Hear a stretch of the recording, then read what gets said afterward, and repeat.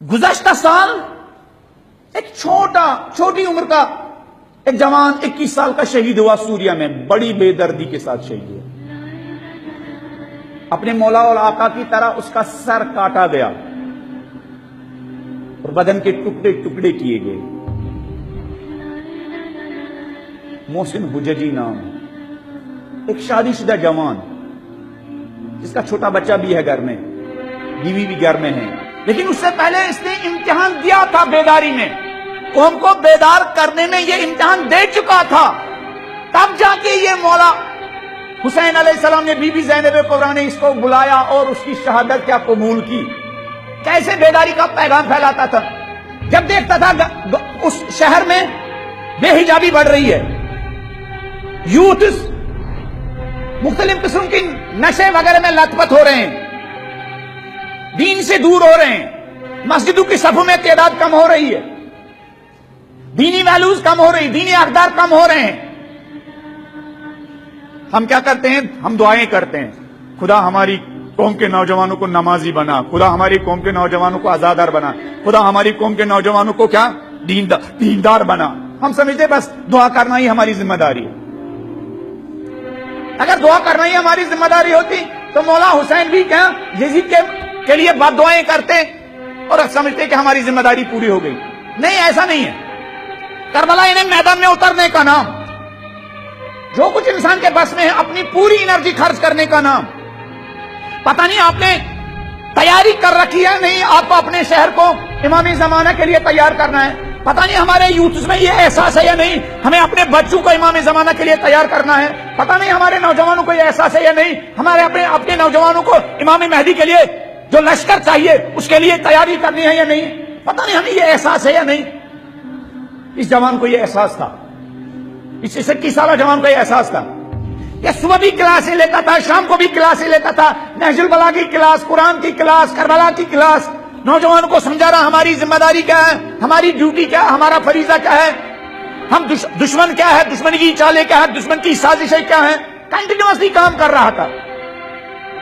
اس کو بلاؤ، وہاں بک ریڈنگ کا مقابلہ کرو، وہاں یہ کلاس لگاؤ، وہاں نہج البلاغہ کی کلاس لگاؤ۔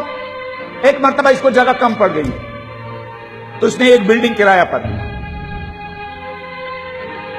لیکن کسی ڈونر نے پیسے نہیں دیے۔ ہاں، کسی ڈونر نے پیسے نہیں دیے۔ ہم کہتے مولا میں نے پوری کوشش کی، آپ پیسے والوں نے پیسے نہیں دیا، خمس دینے والوں نے خمس نہیں دیا، لہذا میں بھی اب کیا نوجوانوں کی ہدایت کے لیے دعائیں کرتا رہوں گا۔ لیکن کربلا بہانے ڈھونڈنے والوں کی درسگاہ نہیں ہے، بلکہ بہانہ ختم کرنے والوں کی درسگاہ ہے۔